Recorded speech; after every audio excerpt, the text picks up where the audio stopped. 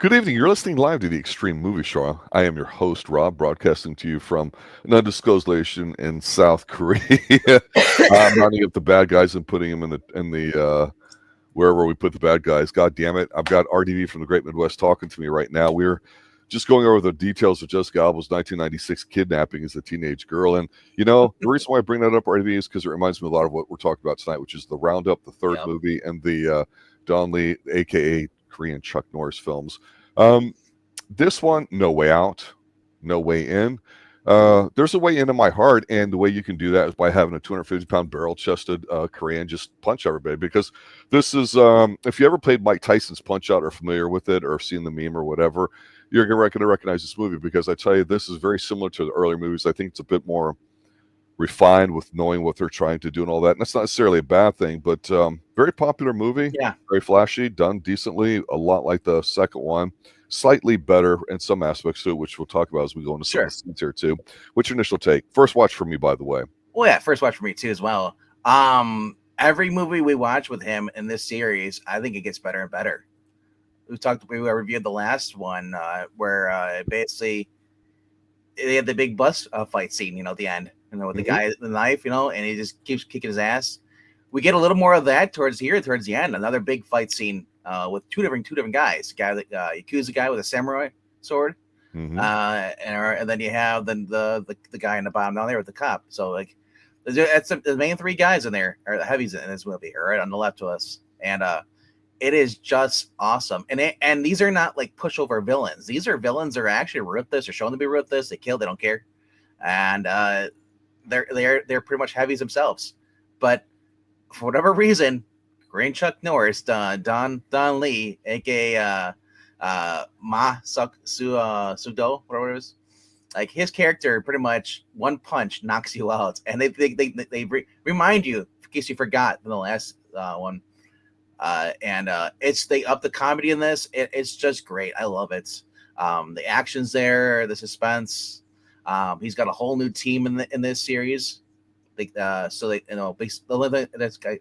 I think the only person that's still the same from last movie, I think, is the captain. Because the last one was he teamed up with the captain to take down the bad guys in Vietnam. This is supposed to be like 70 years after that now, and they're in Japan.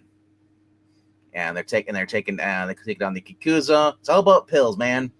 I forget what they called it, like an hive, I think it was, or something like that, or something like that. It was weird, but it was like, but overall, hyper. Sorry, But honestly, dude, I thought this was really great. I'm excited to watch the fourth one. This came out in 2023. So it's already 2 years old, and for 2 years old, it's still a good movie. It's a movie that, like I say, 3 films in, you always ask yourself, and we've talked about this in the American perspective, how do you make a sequel better? A lot of people say, well, you turn it up to 11, you amplify everything, more tits, more blood, more violence, more slapstick. If it's a comedy, that kind of thing, you overdo it, you don't underdo it. I don't know if that's always the case, but that's the diminishing returns thing. Here, I got to sit there and say, I can appreciate how they have 2 big heavies and how he gets to, of course, fight them, and we know how it's going to turn out, and that's fine. I'm not shocked by it or whatever. No. I think the thing for me that was surprising is that I'm watching him and I'm going, okay, I know what I'm going to get. I wasn't surprised by anything at all. They made it a bit more complicated in that basically what happens is some woman falls to her death, some young chick or like that, but she was on drugs first, and they investigate it in the way he does. And then if we find out that there's this gang that's making the drugs and the Yakuza's involved, but there's a dirty cop in there that plays them off of each other and steals the drugs, which drags out the movie into the end. Yeah. And of course it's a bad cop that he knows, and it turns out no one or whatever. Yeah. So we get the opening gambit with him and the 2 guys in the street and all that was fairly simple. But I got to say this, the one thing I definitely comment on before with his films, especially the last one, was this. I don't know what kind of tracking shot you call it when it's like a handheld over the shoulder, like the right shoulder or left shoulder with the action. Like a first-person point of view, kind of, sort of, but they do a great job of putting the camera really close to like when he's rotating his body and and punching and all that too, instead of being like an overhead shot or crane shot or a quick cut in. Mhm. I've always appreciated how they captured the violence of it, even if they've sped it up slightly digitally. I can't quite tell. Now, obviously, he's an arm wrestler, he's a fighter, whatever. He's authentic, and he's just a massive He individual. boxes, yeah. So Yeah, and it's like holy crap! And if you ever known any boxers, they can really throw hands a little bit. Man, the speed is incredible. You definitely see that here. And I guess I was a little surprised in that the bad guys, other than the two main heavies, the street level thugs, really seemed like pushovers. I guess I wasn't expecting that, but well, it's just they do a good job of capturing what makes him him, which is a size, especially compared to somebody. And when he cracks somebody like in the face or the chest with you the hear the punch, crunch. yeah, it's like you feel it. I'm like, why don't we Yeah. get that in American films? Yeah, and you bring up the lackeys being kind of like, lackey-ish, because that's what they were in the second movie. You remember the guys, the whole knife fight scene, in that one Yes. house. Yes. They're all cannon fodder compared to the bad guys. The bad guys were taking them out. Same thing here. You got the Yakuza coming in because the dirty cop decided to take the drugs and he was going to sell them to the triads, even though he's getting the drugs from the Yakuza. So he's getting greedy. He's basically going to cut out he was going to cut them out the Yakuza. So the Yakuza are upset. They send in this hitman named Ricky. He carries a sword with him. He's the guy on top, and he wants to go after the guy on the bottom. And so it's honestly, it's like everybody here who's not the big three in here are kind of a lackey, even his Don's partner, yeah, partner here, yeah. But honestly, I love it because they make fun of him being being strong in this movie. They do it about multiple times. Though when they have to go to the door, he's like, he opens the door and he's like, "Will you do it?" It's like, "Okay, fine, whatever." And then they get to a houseboat where the drugs were made. And they find a safe. He's like, "Sir, why don't you get that?" It's like, "What do you mean?" He's kind of like, "I don't want to do it." Fine. He goes over there. He's like, "What are you doing?" He's like, "Oh, I'm gonna listen to it. Smart thing. Gonna try and crack the safe." And then he goes, and I hear the click, and they're like, and he goes to open. He's like, "What the hell?" And then he pulls the door off, and like they multiple times they use him because he's strong. They want him to do stuff because like, why should we do it? It'll take you like 3 seconds, So I love the humor is amped up in this, and honestly, that's what you need to do. And you have a franchise series, you need, because they're doing the same formula. Bad guys come in. Yes, this is what worked for Columbo. Columbo did the same thing in their movies. Yeah, he solves it pretty much the same way, and you play up his strengths, the way he solves it, the way he thinks. What's just one more thing? He does the things he does, and this is a trope that Don Lee's character has in here. He's the strength, and he's always like he's a rash. He's gonna do what he wants to. He's basically a bulldog in a china shop.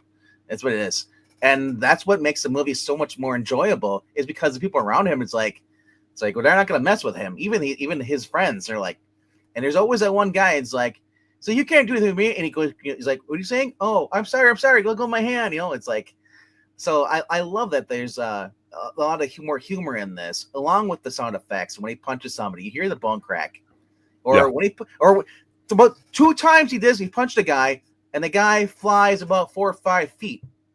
Oh yeah, from a standing punch, or he knocks a guy out with a single punch, and they're like, oh shit, we'll talk now. it's pretty standard detective fare. I mean, they find out they go to the club there and they beat up on some of the young guys and takes pictures. And what I do like about his character is kind of interesting. He doesn't go in there like acting like he's Godzilla. He just walks in there, does his thing, and somebody gets in his way. He's like, "Don't touch me." Yeah, he's just calm about it. And there's it's like Chuck Norris. Yeah.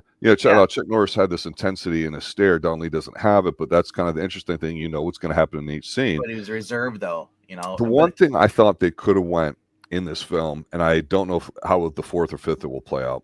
The 5th one being recorded now, I think.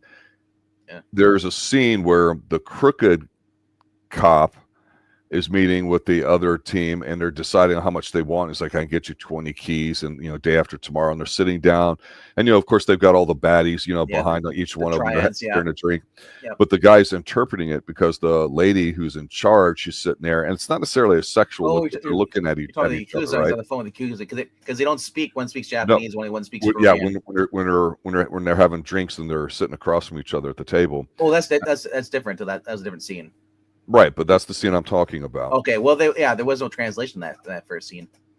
There was a guy sitting next to her telling her in her right ear, he says, blah, blah, blah, blah, blah. And they're staring at each other. I thought, what if they make it be like a woman bad guy that he fights? Or women are running the show. Something, Yeah. Variation on a theme as you and I would say, right? You talking about the bald guy and the woman? Yeah, they both speak the same language, and there was a translate. The only translation there was with the Yakuza over the phone.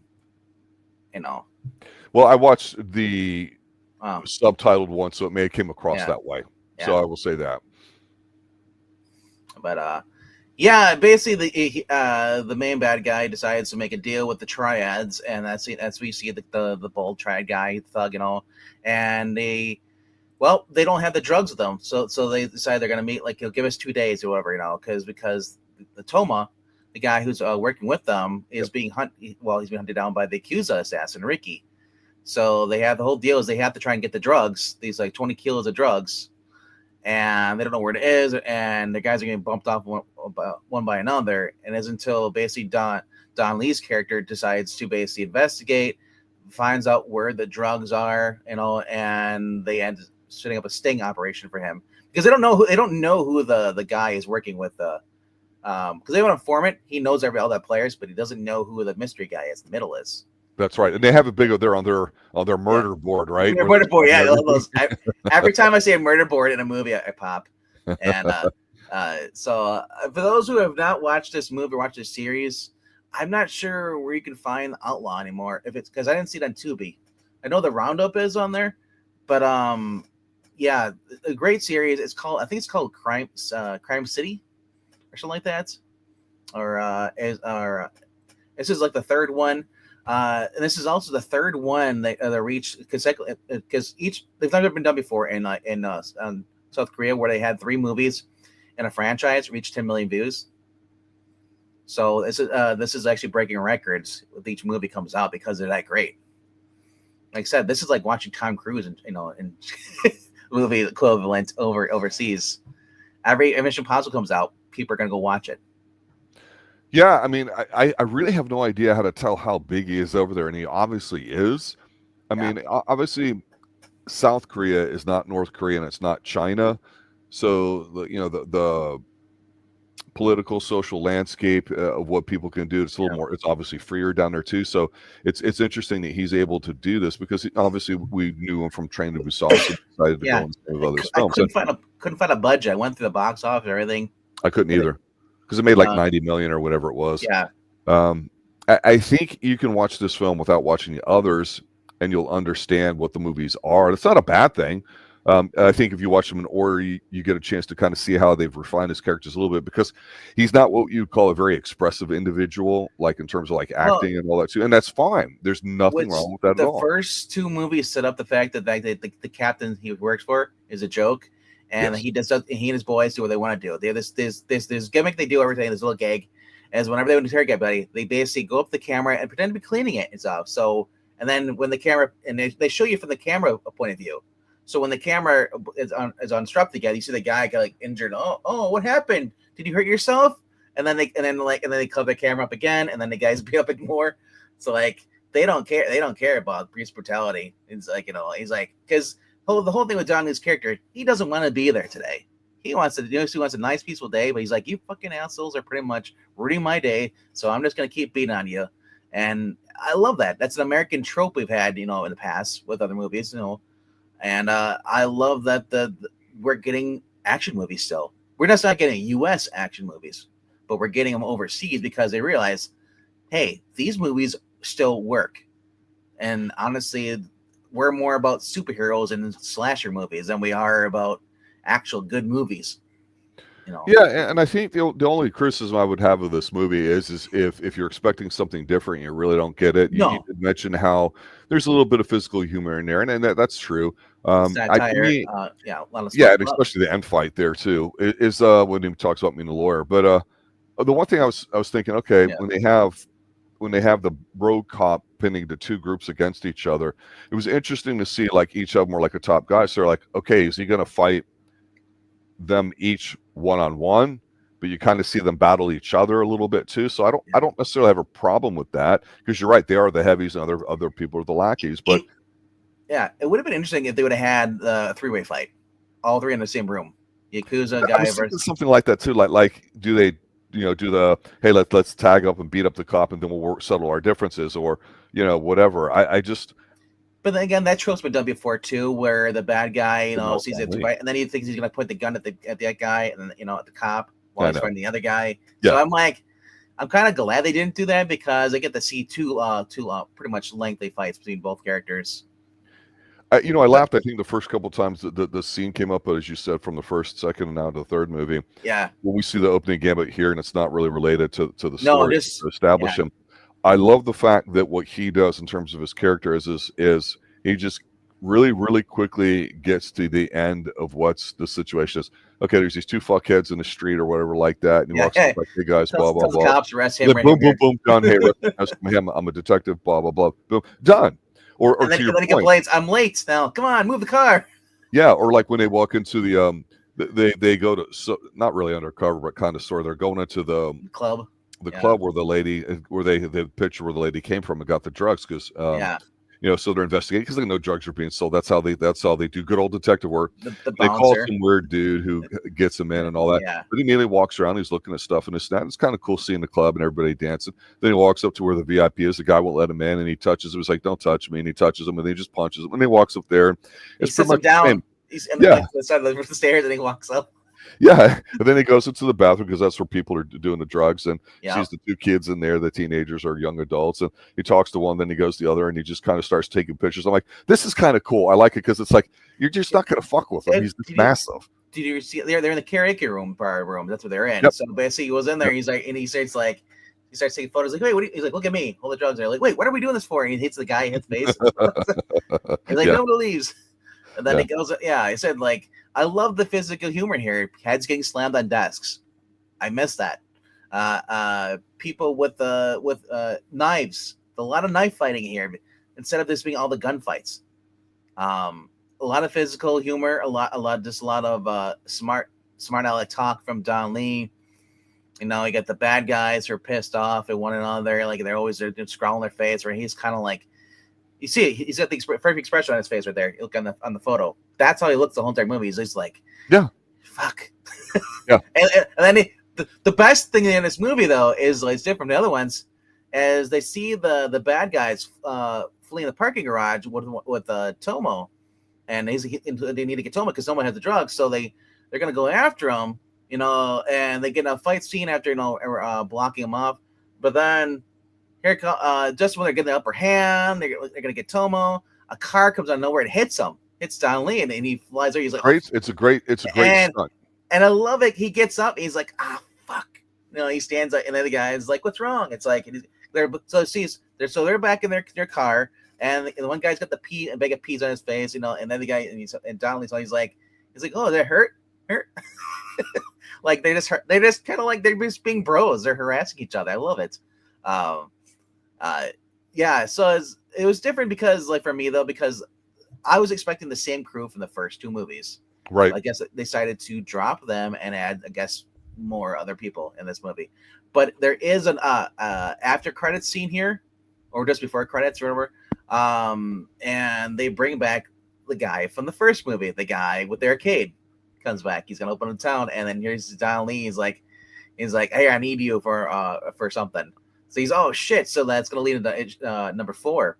So I love that they brought back a cameo from another guy from that. So hopefully they do that more. But overall, though, like I said, this keeps the same formula from the first two movies. If you enjoyed those, it keeps the same formula, but it also amps up the violence a little more. We got a guy with the last movie. We got a hallway scene, a Daredevil fight scene with knives. Yep, we get that here. We get that here with a katana. Here's the thing with the katana that I thought was really interesting because, again, it's pretty familiar scenes with the setup if you've seen the first two films. So there's a hall fight, right? And I like the more, I think, visceral nature of the fight in the last one in the room. You know how close quartered one it was.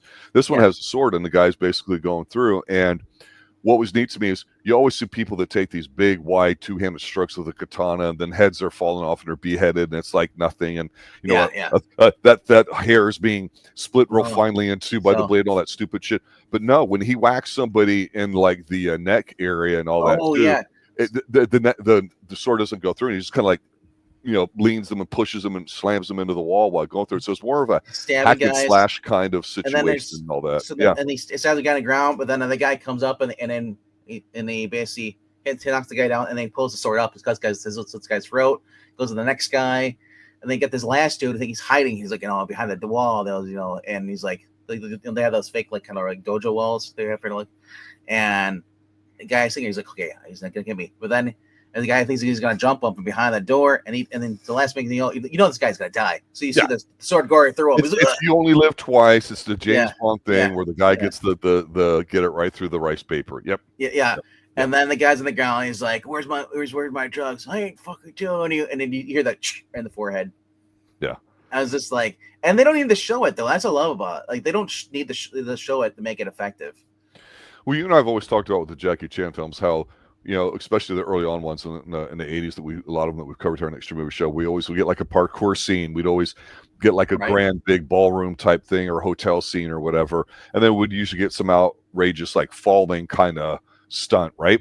And those are pretty interesting and they're like, you know, a highlight of the film.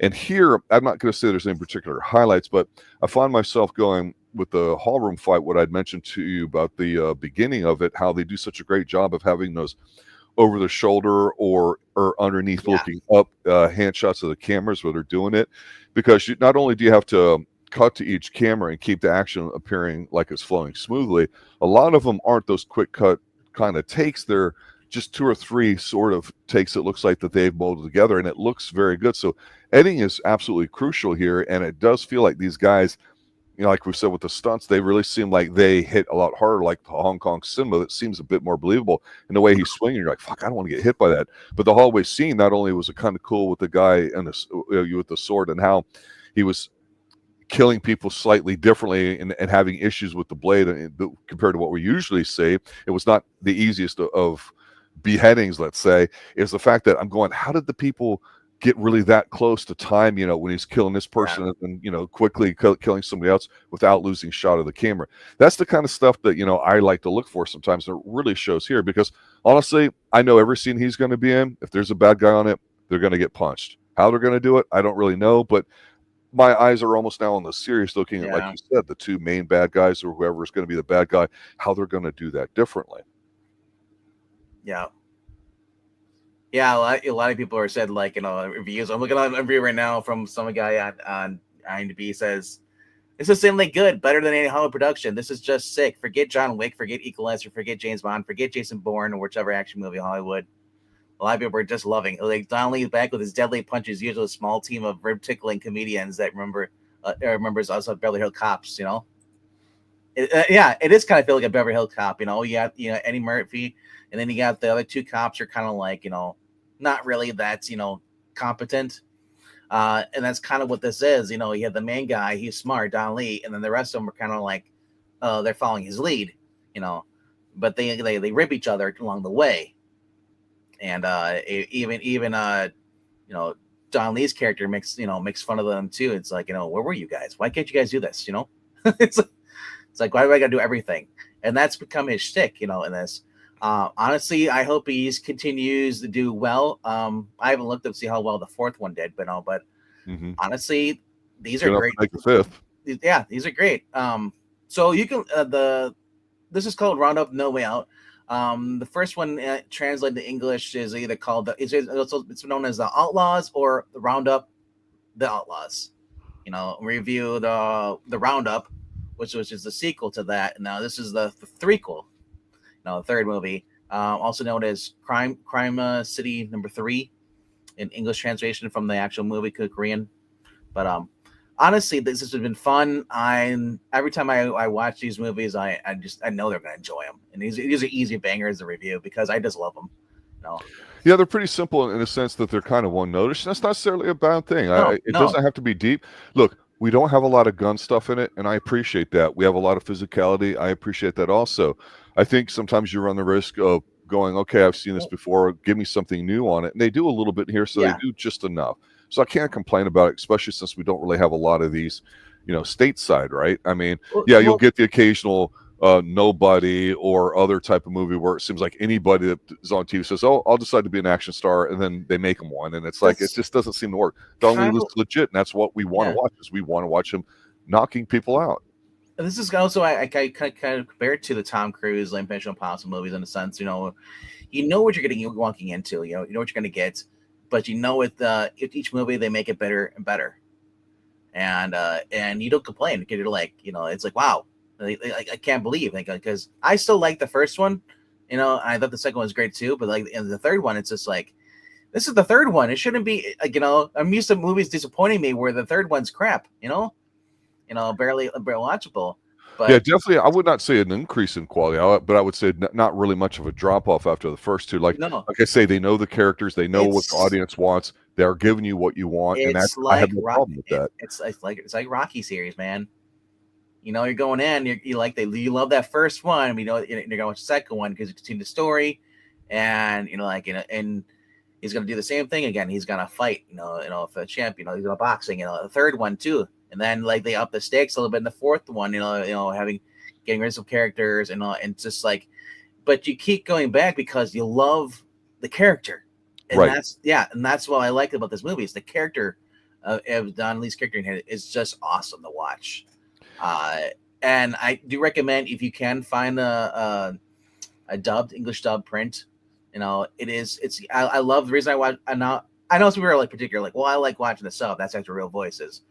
The reason I watch dub because that way I can focus more on the action. I can still listen to what's going on, But as far as the dialogue goes, where if you're watching this English sub, then you can't. I've always said it's so hard to, especially when they're fast paced moves. It's so hard to see what's going on. You have to stop and rewind to see what the scene was because you're too busy looking at the dialogue sometimes. Well, the end fight basically was him with the sword guy, and it was over actually pretty quick. I don't say it surprised me. That was the first fight. Yeah, it was a little brutal, but because he's getting his head slammed through the window a little bit too. And I like how the guy went after him. He did the old I'm going to use a handful of pens to stab you, and then that didn't work, and then he tried poking Don Lee's eye out, and it was pretty. I appreciate that it wasn't a very long fight, but it was brutal. Ricky of the sword picks up the sword, and they're gonna fight, and he's like, and then so Don Lee he's around. He's like, "Can you put the sword in the bag? It's evidence. I need a bag." Yeah, you have the right to remain silent. And of course he ends it with the straight one punch, and then you hear it, and the guy flies against the wall and ragdolls off the wall, and then the guy's coming. He's like, "Yeah, arrest him," So then he goes after the police captain, or not the police captain, but the corrupt police officer. Mm-hmm. And he, because the guy took the drugs, and of course he left the phone there. He called. He's like, "Hey, where you at, asshole?" Yeah, I'm coming for you. He's like, well, fine. I'll stay. You know where to find me. I'll stay where it is. They'll end this, And then they get in the fight scene, and they're wrestling over the gun and everything, and it's just straight up fun, It was kind of stupid because the only joke to me that I half chuckled over was when he says, "Don't worry, I'll make sure you have a lawyer and all that." He's like, "Here's the lawyer here." He kind of turns and he turns back and he's got his fist and goes, "Here's your lawyer." I thought, that's stupid. That's dumb. I just hope that in the fourth one, I'm not going, "Movie, please be over," because I've seen this before. Because I know we'll eventually do the fourth one and then the fifth one when that releases later this year.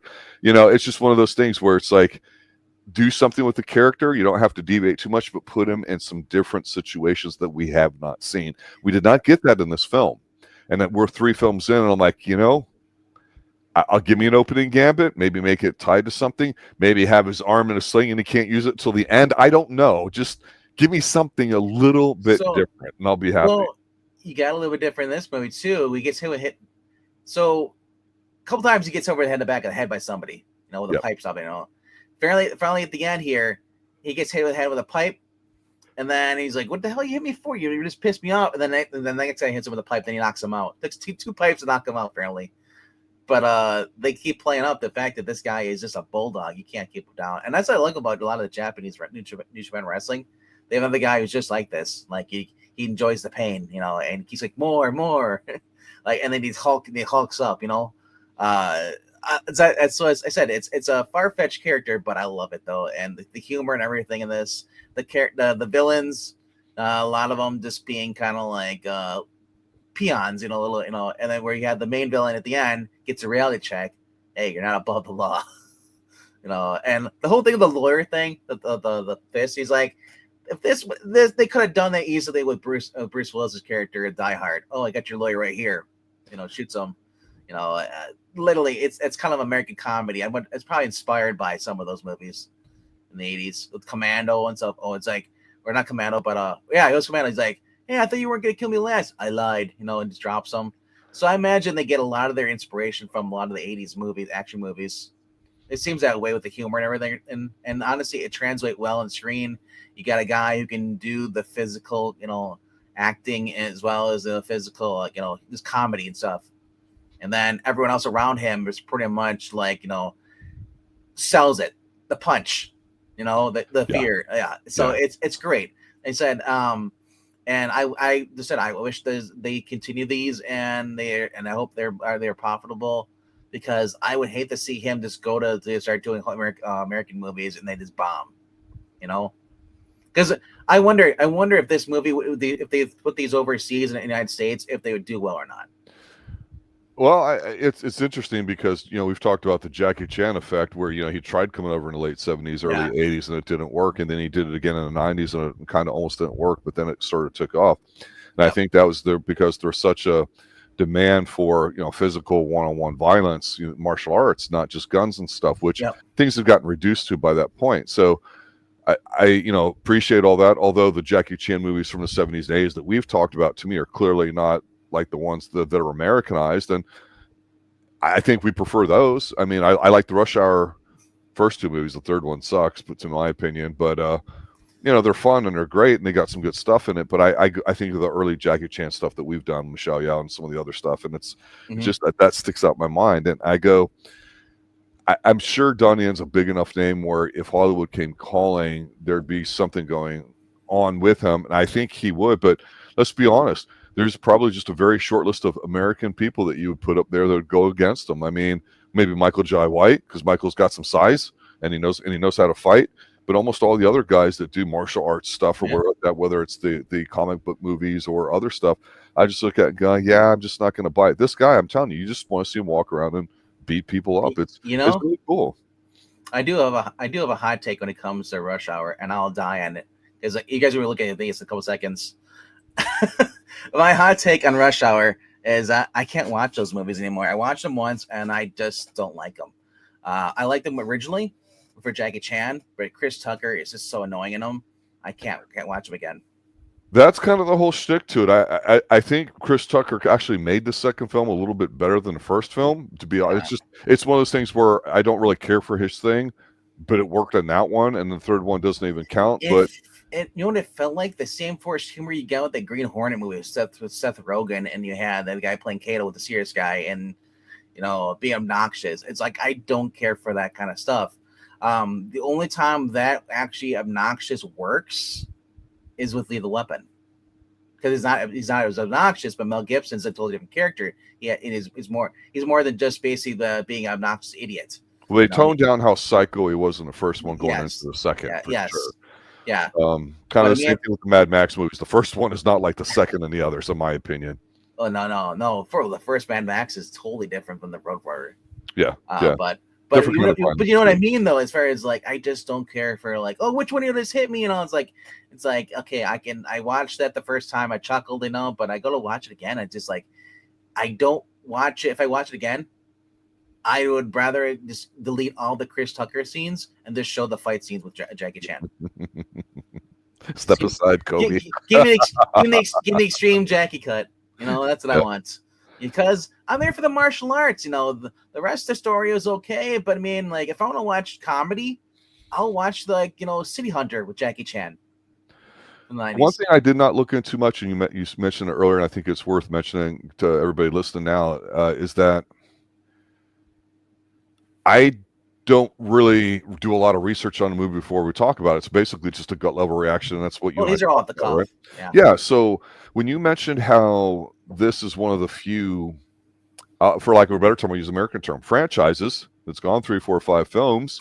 Yeah. That's kind of interesting to me that, with all the action that they may have there, or cop stuff, or whatever you want to call it, that you don't seem to have that a lot. But this guy's obviously touched on a formula that works, Mhm. and it's the Chuck Norris thing all over again, where you want to see him.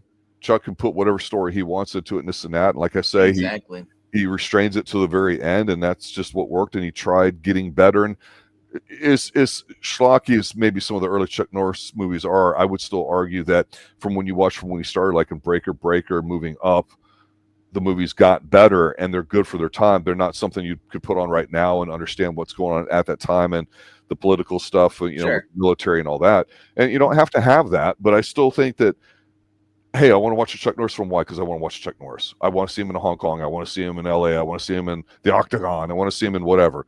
So you get that. You want to see the good heavy versus the bad heavy, yeah, and the whole middle of the movie is just basically the good guy taking out all the minions of the bad guys, the heavies, the lackeys, and then the lackey, the big guy, the bad guy, basically like, all these men, you guys are incompetent, Yeah, I have to do this myself. Yeah, I'm going to take you apart piece by piece. Yeah.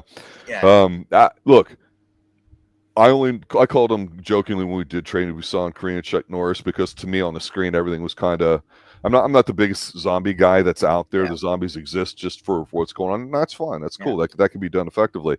And I think that and when you get Train to Busan, which is such a monster hit, and I just go, well, he was the only real saving grace to it. To me, his character, the way he is, Yeah, the way it doesn't seem like he's got a big range, and I'm not complaining. So I'm not surprised he's got a successful franchise under his belt. I'm sure he's done some other stuff as well, but I wonder how long that can be sustained, And so when we go to do the fourth one, it'll be interesting, to kind of compare how that feels to this film. Yeah, you call it Train to Busan. I call it Train to Roundup, because that was a movie that led us into watching the Roundup movies, was Train to Busan. Yeah, and you never know what you're going to get when you watch these too. So I think it's interesting. He hasn't disappointed me yet in his films. I know what I'm going to get, and I'm glad that there's a short name on a list I can go to and go, well, if I want to watch something a little more serious instead of goofy and slapstick, I can go pull out one of these types of films or something that he's done, because that matters to me. Some people might want some goofy stuff or want like gun fu and all that stuff. I mean, and for all the technical awesomeness that's in the John Wick films and all that, to me, like I've said, I like the idea of revenge, for your wife killing the dog, the first one. And it was, remember, that was a kind of, I'm not going to say a low budget movie, but it was thought of more of an independent film, and then it blew up. I still think there's a big market for that kind of, of violence, for lack of a better term, and just physicality, people going up against each other and taking it out on each other. You don't get it anymore. It's disappointing. The only thing I want to see with this character is have a Jackie Chan crossover with a Police Story. Would be awesome, crossing over with this. Yeah, but if there's no other names that are out there like him currently, I mean, Jet Li's past his prime. I know we've done Donnie Yen. He's been around and he's still kind of really, really big. I don't know if these guys have ever done something, but yeah, we're going to need some sort of meta crossover here for Don Lee. The only thing I don't want to do is have too many things, because then it becomes Expendables and it becomes kind of watered down and nobody cares about it. There's just so many people in there. I said Jackie Chan is a very situational comedy, comedian, physical comedian, when he does his stuff. So it would work well with this character, those two kind of fighting over, or even having an evil Jackie Chan would be really cool as a villain, But overall, though, I honestly, if you're looking for, if you guys are fans of the Jackie Chan movies, the comedy, what you got, basically, what you're coming into. Good guy versus bad guy. Bad guys overestimate how good the good guy is, and the good guy kicks their ass at the end. Yeah, and the film, it's just great. Yeah, and their own little tropes, but it's the same formula from the Outlaws around, which came out 2017. I was looking to see if that's even streaming anywhere. I think it's available on Prime. The purchase, it says it's free to watch on Xumo Play, whatever that is, XUMO. Mm-hmm. But it was on Tubi. The Roundup is on Tubi. You can get both versions, subtitles and English dub. It'd be a good print too. Yeah, it is. Yeah, it's a good print. So I do recommend you guys check these out if you haven't. So I watched this on Vudu. I've actually bought it for like $6 with tax. It didn't cost that much. I was shocked because of how good of a movie it is. Well, he is a character. He is defined. I've always said that, like I'm watching a television show a couple years ago that was somebody recommended to me called Beef, where was it Ali Wong or whatever? I think a female Asian comedian. There's a road rage incident and all this crazy shit happens, and I'm getting close to the end of it. And I keep saying the conversation you and I have when it comes to characters and movies and stuff. To me, plot's not really all that relevant or important. It's, who am I rooting for and why? And I like to have somebody I can anchor my viewpoint around.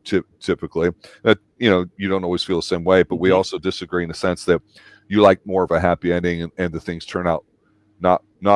I'm not going to say right, but good. Whereas to me, I want what I call the right ending. Which again, there's a lot of syrupy shit in the 80s and all that. In the 70s is a little bit more nihilistic and kind of, wait a minute, that I did all this right and they still don't work out for me kind of ending. And I can understand that. So this movie is a great example of having a character that of giving you what you want, not treating you stupidly or like that. They don't go to any great lengths to make it a lot different, but it's good enough where it's just a decent action film and it's worth watching, and they give you the happy ending. So I don't think I'm spoiling anything by saying that, and there's nothing wrong with that. So you're going to get a fourth film with him, but it's already out there, and the fifth one they're I think filming now, or it's going to come out later this year. So yeah, at some point we'll get to both these two here, and I don't know if it was from one of the listeners and viewers or on our poll of Train to Busan, because everyone's like, oh, you got to see it, and we ended up doing it, and I'm like, yeah, okay, whatever. And like you said, led to watching him. So that's what happens here on the Extreme Movie Show. Anything else? No, not really.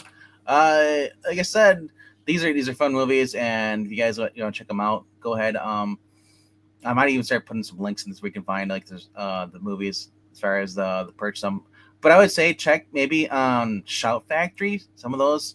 Like there might be. I'm gonna see if I can find a box set for these because these are great movies, and I don't really find a lot of franchises that are fun and still coming out that are great. Because like I said, we've talked about there's a lot of franchises. Normally the sequels get worse, and they have lower budgets, and somebody leaves, and sometimes they replace the character. It's very few or very rare where we actually have a series like that goes on. Was it called the In a Line of Duties series? Started off with Michelle Yao, then Cynthia Khan replaced her, and even brought in Donnie Lee, or sorry, not Donnie Lee, Donnie Yen. Oh yeah. Said Hong Kong cinema just knows how to just make good movies, and I recommend you guys check out more Hong Kong films. Especially the action films, drama films. Baby Assassins, maybe we'll revisit that again. That was a fun series.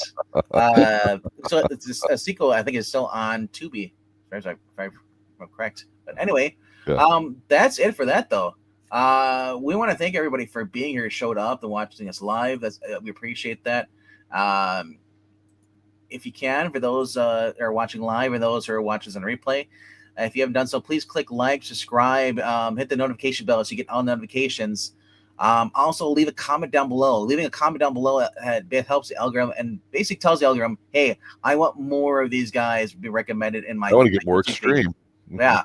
So make sure you click that bell, and then click the thumbs up, the like button, and also leaving a comment that's letting us know what you thought of the movie, or at least have you not seen this movie, or maybe you have another movie that we haven't done yet you want us to review. Just leave a comment, even just saying hi. Hey, it helps push the algorithm to basically recommend us to more people.